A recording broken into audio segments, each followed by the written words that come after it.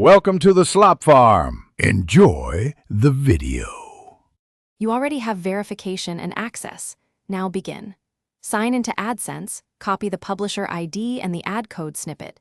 This ensures ads link to your account. Next, open your site's HTML header or your CMS theme header file. You need to place the code where it loads on every page. Once done, paste the Adsense script inside the head tag or a site-wide header include so it runs before page content. This step registers your site with Google and enables ad serving. Now you choose where ads appear and why each placement matters.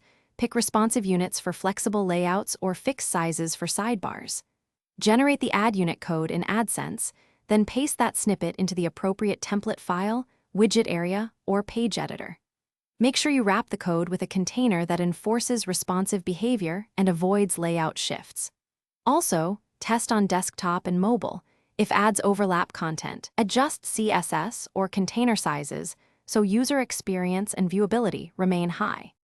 Finish by saving files, clearing any caching layers, and viewing your site in an incognito window so you see fresh output. If ads don't appear, verify the publisher ID matches your account, confirm the domain is approved in Adsense, and disable ad blockers for testing.